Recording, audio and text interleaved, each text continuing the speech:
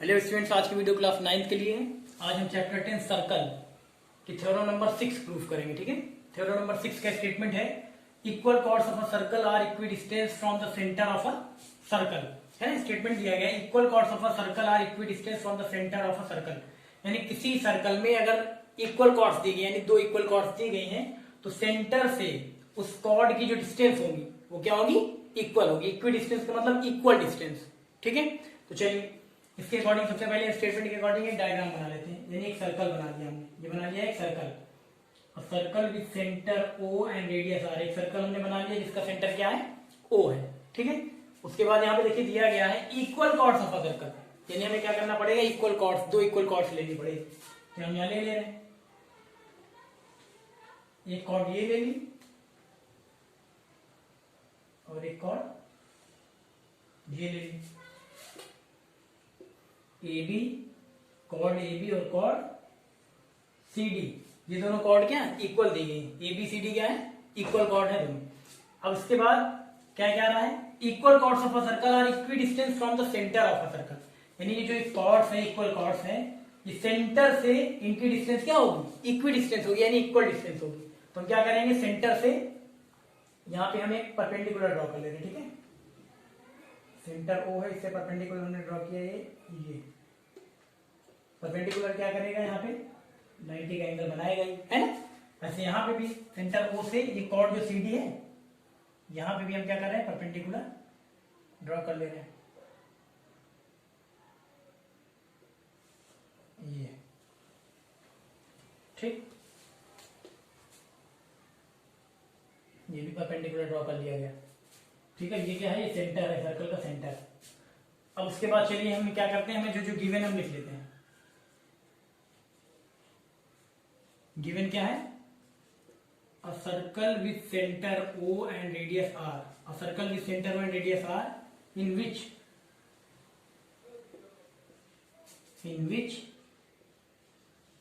chord AB is equal to CD। यहाँ पे cord जो ABCD क्या दी गई, इक्वल दी गई है।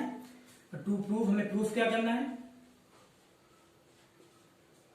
हमें प्रूफ करना है equal chords of a circle are equidistance from the centre of a circle. यानी जो इक्वल कॉर्ड्स है ABCD, सेंटर से इनकी डिस्टेंस, यानी ये डिस्टेंस और ये डिस्टेंस, इसका कुछ नाम भी लिख दे रहे हैं। चलिए हम नाम लिख दे रहे हैं, इसको ले ले रहे हैं M और इसको ले ले रहे हैं हम N, इस वाले क्या ले ले रहे हैं N। ठीक है, हमें प्रूफ करना है OM is equal to ON, equidistance from the centre of a circle. यानी OM is equal to AN, ये डिस्टेंस हमें क्या दिखानी, इक्वल दिखानी। ठीक है, उसके बाद यहाँ पे कंस्ट्रक्शन भी करना पड़ेगा।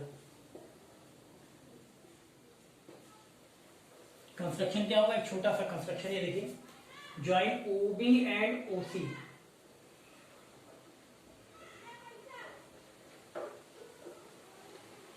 ज्वाइन OB एंड OC,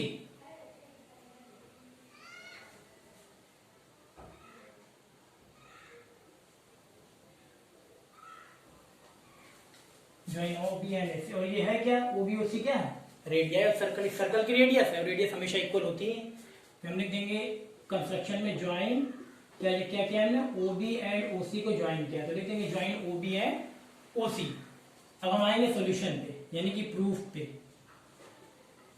चलिए प्रूफ पे आते हैं। जब प्रूफ पे आएंगे तो सबसे पहले हमें क्या करना है, प्रूफ में ये ट्राइंगल जो दिख रहा है आपको OMB और ट्राइंगल ONC, इन दोनों ट्राइंगल को कॉन्वेंट दिखाना है। ठीक है, तो हम ले रहे हैं in triangle OMB, in triangle OMB and triangle ONC, है ना।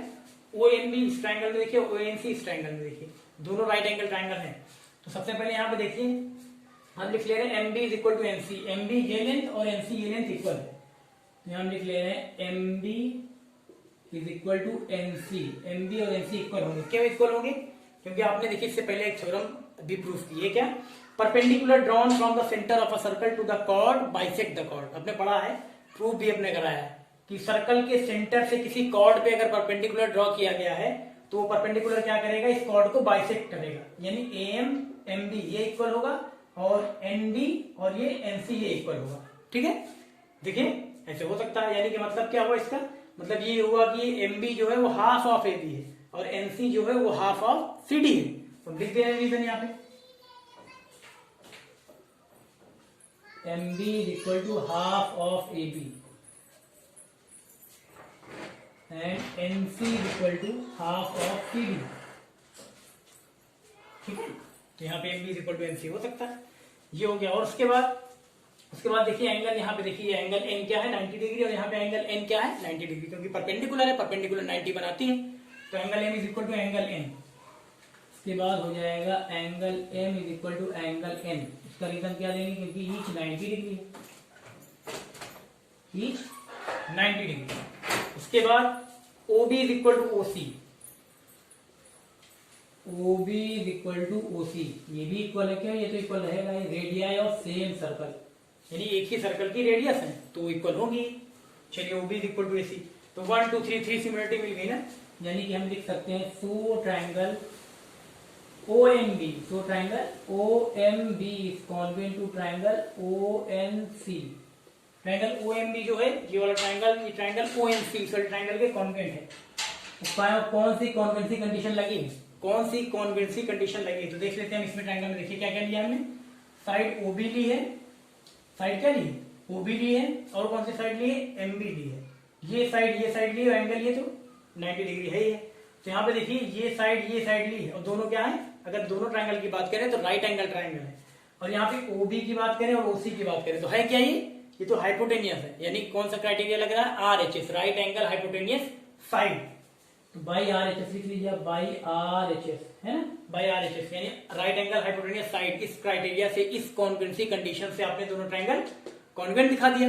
अब जो दोनों ट्रायंगल कॉन्वेंट हो गए तो हम सीपीसीटी से क्या कर सकते हैं, सीपीसीटी से हम corresponding parts of congruent triangles equal दिखा सकते हैं। तो हम O M is equal to O N लिख सकते हैं सीपीसीटी से ना। चलिए लिख दे रहे हैं, दिस इंप्लाइड क्या है, O M is equal to O N, O M is equal to O N है ना।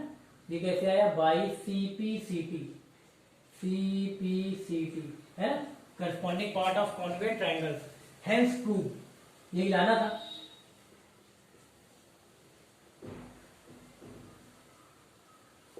हेंस प्रूव हो गया ना, प्रूफ ऐसे करना है आपको, ठीक कर लीजिए।